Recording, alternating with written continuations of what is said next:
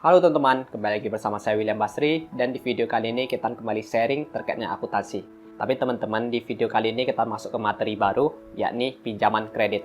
Wah, agak sensitif ya materinya, tapi nggak apa-apa, kita belajar dari hal positifnya dan kita akan sharing sama-sama bertukar pikiran teman-teman ya. Karena ini cukup luas materinya, maka nanti akan saya split ke beberapa video. Nanti kita belajar lebih dalam lagi terkait dengan kredit konsumtif dan kredit produktif. Tentunya itu semua itu tujuannya itu untuk membuka wawasan kita dan membantu kita untuk menyikapi hal ini secara positif. Karena kan yang namanya kredit, bukan debit kredit ya, tapi pinjaman kredit, itu kan sering distigma negatif ya. Dalam arti, ya kalau kredit nggak bagus lah, bagusan cash. Ya saya pun setuju.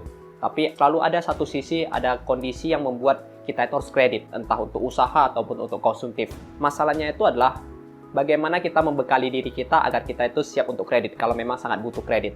Maka itulah saya coba membuat video ini teman-teman. Yang pertama, sebelum kita masuk lebih dalam lagi, kita harus tahu dulu teman-teman, apa sih itu pinjaman kredit? Nah, dari definisi saja ini sangat penting teman-teman. Pinjaman kredit itu sudah pasti hutang, tapi hutangnya kepada siapa? Hutangnya itu adalah kepada lembaga keuangan yang terdaftar dan diawasi oleh OJK. Nah, ini sangat penting teman-teman. Kenapa sih harus diawasi oleh OJK? Kan itu pertanyaan teman-teman ya. Ya, itu pertanyaan sangat bagus. Karena kita harus kembali lagi ke arti kredit. Apa sih arti kredit itu? Kredit itu adalah kepercayaan. Kredit sendiri diambil dari bahasa Latin, yaitu credo.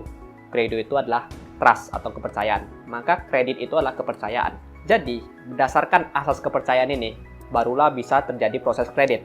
Ya, atau yang sering kita kenal dengan pinjam uang gitu ya. Makna kepercayaan di sini apa teman-teman? Sebenarnya maknanya itu luas banget ya. Dalam arti yang namanya kepercayaan itu harusnya saling percaya, dan juga bukan cuma soal percaya akan bisa dikembalikan uang saja atau bisa diberikan uang gitu ya. Tapi jauh lebih daripada itu teman-teman. Percaya bahwa uang yang diberikan itu bermanfaat dan saling membangun. Itu paling tepatnya teman-teman. Ingat ya, jadi kredit itu harus saling membangun, saling positif. Jadi berdasarkan cerita yang saya ceritakan tadi, pemberian kredit itu harus benar-benar sesuai dengan tujuannya teman-teman. Contoh nih, kalau saya mau kredit beli motor, ya, tentu saya harus dipinjamkan uang untuk membeli motor, bukan untuk membeli mobil, apalagi jalan-jalan ke luar negeri. Nah, itu adalah analoginya teman-teman. Pemberian kredit itu harus benar dan tepat sasaran. Dan juga harus dilihat apakah saya butuh motor atau tidak. Kalau saya nggak butuh, ya udah nggak usah dipinjamin. Tapi kalau betul-betul saya butuh, ya harus dipinjamin. Ya, dengan tujuan yang mungkin nanti dengan motor itu bisa bermanfaat. Dan mungkin ada lagi lah sisi-sisi lain yang dikaji, kemampuan bayar, ya, manfaat dan lain sebagainya. Intinya kredit itu harus tepat sasaran. Maka harus adalah sebuah lembaga yang mengawasi hal tersebut untuk melihat benar nggak pemberian kredit itu sudah pas atau belum. Itulah OJK. Jadi teman-teman kalau mau melakukan proses kredit haruslah diawasi oleh OJK. Terus teman-teman nanya nih, emang impact-nya kalau nggak diawasi OJK apa? Ya jadi itu, pemberian kredit yang tidak sesuai tujuannya. Apa sih impact pemberian kredit yang tidak sesuai tujuannya? Contoh nih, saya butuhnya uang untuk beli motor, dikasih uang beli mobil. Uang saya jadi banyak banget dong. Ya, udah banyak banget, ya alhasil saya kilaf. Saya jajankan uang saya semua. Nah, itu adalah sebuah hal yang tidak boleh. Akibatnya apa? Yang menjadi bencana bagi saya, nanti saya nggak bisa bayar, bunganya mencekik, ya bencana gitu ya, hancur semua karir saya. Rumah saya kena sita dan lain sebagainya kalau menjadi jaminan. Nah, itu yang paling dihindari. Makanya itu kita perlu itu pinjam kepada lembaga keuangan yang diawasi oleh OJK supaya pemberian kreditnya itu benar dan tepat dan sesuai tujuan. Nah, itulah gambarannya teman-teman ya. Sebenarnya kredit itu terbagi dua teman-teman. Ada namanya kredit produktif, ada namanya kredit konsumtif. Nah, ini adalah pembagiannya, klasifikasinya mungkin. Kredit produktif, kredit yang digunakan untuk kegiatan produktif usaha, yang tujuannya itu untuk memajukan usahanya. Pokoknya itu kredit produktif itulah pinjam uang untuk dapat uang lagi. Pinjam 1.000, ekspektasinya dapat 2.000. Nanti 2.000 itu dibalikan lagi 1.000. Jadi dapat 1.000. Misalnya seperti begitulah analoginya. Untuk kredit konsumtif, ini digunakan untuk kebutuhan konsumtif. Dengan pola pikir itu supaya lebih efektif. Meningkatkan efektivitas lah dengan istilahnya ya.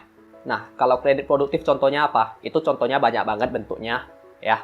Dan ini akan kita bahas di video terpisah. Itu ada kredit modal kerja, ada kredit investasi. Nanti itu akan saya jelaskan di video terpisah. Dan ini sangat penting banget. Kalau nanti teman-teman bekerja di perusahaan, pasti nanti itu ada terpakai. Ya, ada ilmunya. Dan semua bank itu harusnya produknya sama secara garis besar. Mungkin nanti agak beda di dalam-dalamnya saja. Maksudnya perbedaan sedikit saja. Tapi nanti kita bahas secara garis besarnya di video selanjutnya. Ya, tapi saya akan mau highlight di kredit konsumtif dulu. Karena kredit konsumtif ini paling banyak kita alami. Apa kredit konsumtif? Yang paling simpel adalah kartu kredit. Yang kedua adalah home credit atau kita cicil perabot pakai KTP doang. Nah, itu termasuk kredit konsumtif. Dan ada juga KMG, KPR, dan lain sebagainya. Dan ini nanti di video selanjutnya saya akan membahas kredit konsumtif dulu sebelum masuk ke kredit produktif. Untuk kredit konsumtif sendiri sebenarnya tujuannya itu untuk konsumtif. Jadi sebenarnya kalau dibilang disarankan sih, disarankan lihat tujuannya. Tujuannya itu efektivitas ya, bukan untuk foya-foya. Kredit sendiri itu bisa bagai pisau yang sangat tajam. Bisa melukai kita, bisa dipakai untuk kerja. Tentu boleh pilih mau pakai untuk apa. Jadi, berdasarkan analogi yang saya ceritakan tadi teman-teman, kita kembali lagi melihat secara luas. Apa kredit itu bahaya atau tidak sih? Sebenarnya, yang namanya kredit, kalau dilihat ya secara garis besar ya, dibilang bahaya sih sebenarnya enggak. Bahkan saya rasa sih enggak banget ya. Dalam arti, kita itu harus tahu bagaimana sistemnya ini berjalan berdasarkan filosofi tadi, yaitu asas kepercayaan. Kalau misalnya kita minjem uang, yang mengkaji kemampuan bayar kita siapa? Kan hanya pihak yang memberikan ya. Contoh Citi Bank, dia yang mengkaji dan nanti diawasi oleh OJK. Sebenarnya kalau kita belajar akuntansi, kita belajar cash flow, bukan hanya bank dan bukan hanya OJK seharusnya, tapi kita sendiri juga. Kita harus sadar, kita sanggup atau tidak. Kalau nggak sanggup ya udah nggak usah. Kebutuhan kita atau tidak. Kalau nggak butuh ya udah nggak usah. Tapi banyak orang kan istilahnya mungkin terlena lah ya. Contoh simpelnya saja, beli handphone, ya kan, mau cicil. Wah, aku pengen banget iPhone 11. Padahal kemampuan dia itu cuma bisa beli Oppo misalnya. Oppo harga 4 juta. Tapi dia mau iPhone 11 harga belasan juta. Nah, ini kan sudah menjadi sebuah sifat yang tidak pas ya. Ya mungkin saja kalau dia kredit, mungkin orang dari pihak banknya itu melihat dia sanggup karena ada referensi lah. Mungkin orang tua teman-teman bekerja, ini dan itu. Dilihat sanggup. Tapi kan belum tentu teman-teman itu sanggup. Nah, ini yang sering menjadi sebuah interpretasi katanya kalau kata orang atau kesalahan dari diri si debitur, kalau bisa dikatakan ya. Karena kenapa? Kredit itu sudah tidak sesuai tujuannya lagi. Dan juga kalau misalnya kita bilang secara sepele terkait dengan handphone misalnya. Apa alasan teman-teman beli iPhone 11? Kalau kebutuhan teman-teman itu di HP Oppo misalnya, harga 5 juta. Mungkin teman-teman bilang, ya HP Oppo kameranya jelek. Tapi apakah teman-teman itu fotografer misalnya? Atau hanya sebatas ya nafsu atau bagaimana lah. Nah, itu kan menjadi sebuah pertimbangan juga. Sama, ini kita masih bicara skala mikronya. Kalau makronya mungkin seperti alat berat dan lain sebagainya, itu juga sama. Itu semua harus dinilai kebutuhannya. Contoh kalau saya kasih makronya alat berat, dia mau cicil alat berat. Apakah dia sudah punya kontrak untuk alat berat tersebut? Jangan nanti dibeli malah nganggur misalnya. Nah, itu kan menjadi sebuah masalah juga ya. Kalau dia punya kontrak, udah pasti dapat kontraknya, ya udah nggak apa-apa dikasih. Alat berat tersebut bisa langsung kerja. Tapi kalau belum punya kontrak, ya ngapain dia beli alat berat sekarang? Atau nanti taruh di gudang aja, taruh di pool saja, taruh di lapangan saja nganggur. Nah, itulah kredit. Jadi kita harap itu jangan sampai kita itu terlena terhadap limit yang diberikan.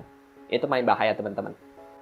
Di sisi lain juga sebenarnya pemberian kredit itu juga udah melalui tahap yang panjang banget sih teman-teman. Dari menganalisa risiko dan mitigasi, menganalisa kualitatif, kuantitatif, dan lain sebagainya. Dan jika bisa miss lagi ya kembali lagi. Itu pasti dikarenakan pemberian kredit yang salah.